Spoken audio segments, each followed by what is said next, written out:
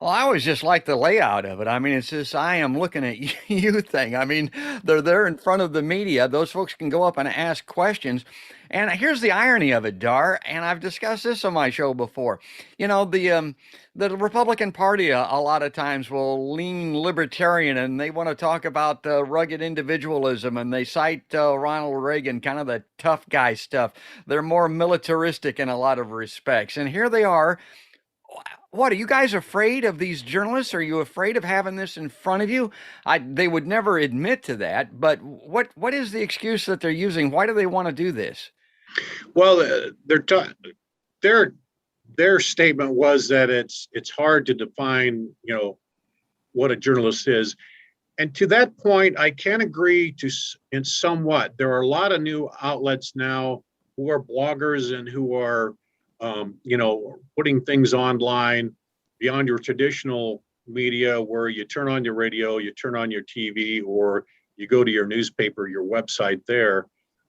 That has opened up more. And then the question there is somebody who's just writing about Democrats or somebody's just writing about Republicans, or, are they really a journalist or are they just a blogger? And, where do you draw the line with that?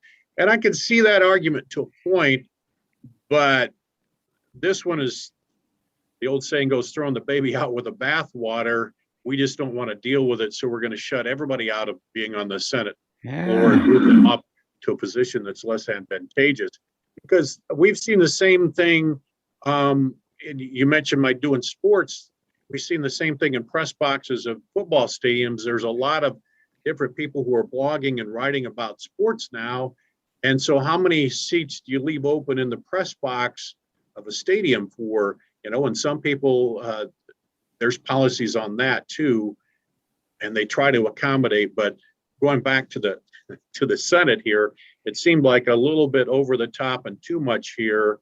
And I think everybody was willing to discuss it and set out some parameters and guidelines to make it still happen. Here's what I would say to that, and I've mentioned this on the podcast before. And man, I've got my WHO mic flag behind me. I've got a press badge back there that I used to run around with, as my credentials when I was reporting. But I used to tell people all the time, Dar, there's no secret decoder ring to this. There's no, college degree requirement to be a reporter or anything like that. And I believe the First Amendment grants everyone the right to be a journalist, so to speak. Now, you can't allow everybody to come into the Senate chambers, as an example, but what would be wrong with assigning people on a lottery basis to sit on those benches for a period of time and then just roll people over, and then other people can go up into the gallery, and I'm going to put a picture up on screen here where people can look at where the Republicans want to have these journalists and observers. And if you get too crowded, if you get too much room or too little room in this virtual world that we live in, provide access to folks, everybody online, so to speak, and maybe even curate it to a bit. To me, this is just a further erosion of the First Amendment.